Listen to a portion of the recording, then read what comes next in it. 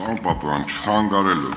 ինձ մի քանի հարց է հետաքրքրում։ Մշակութային կառույցները մտնում են այդ ցանկի մեջ, թե ոչ,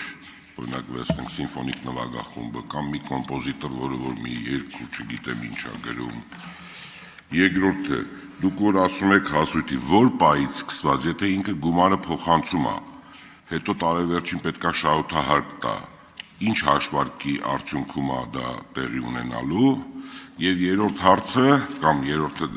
դրա շարունակությունն է, երբ որ ֆիզիկական անձը հարկերը բոլոր վճարել է, իր վերջնական արդյունքն է, իր աշխատավարձից կամ իր եկամտից է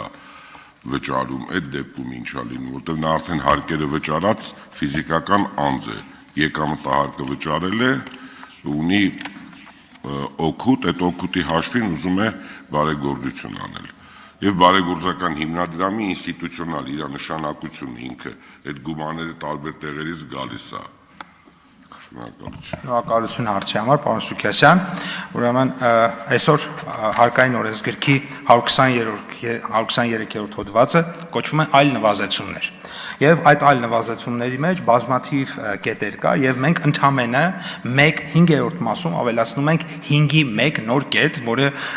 որի մասին ես Տիկին Ստեփանյանի հարցին պատասխանատվություն նշեցի։ Ձեր նշած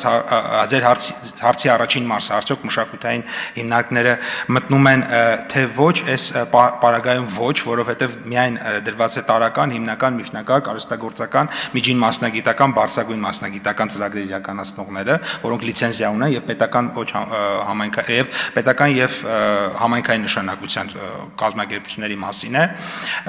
եւ այս մասով նշեմ, որ մնացած կարգավորումները, ինչ որ նշեցիք, որևէ այլ կարգավորման մենք չենք կպել, ընդամենը այստեղ այդ 0.25-ի մասով, այս մասով բացառություն ենք արել, որ դարձրել ենք 2.5-ի, որպեսզի իրենք կարողանան իրենց հարկման բազան այդ չափով շահութահարկ վճարելուց նվազեցնել։ Իմ ժամանակը ավարտվեց։ Շարունակեք։ Շատ լավ։ Մնացած մասով կրկնում եմ, որևէ այլ փոփոխություն չունենք, այսինքն հարկային օրենսգրքում ինչ կար, նույնությամբ մնացել է, ի սկզբանե ձեր առաջարկը եղել է կամ ձեր հարցի սուբյեկտը եւ Տիկին Ստեփանյանի հարցի սուբյեկտը, այսինքն եւ գիշերօթիկները եւ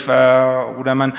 մշակութային հիմնարկները եղել են առաջարկի մեջ, բայց հետագա քննարկումների արդյունքում կոնսենսուս ձևավորվել է այս առաջարկի շուրջ, բայց ես նաեւ հանձնաժողովում էլ նշեցի, այդ հարցը բարձրացավ, ես ասացի, որ ըստ էության սա մի process է, որ եթե գնա տեսնենք, որ իրականում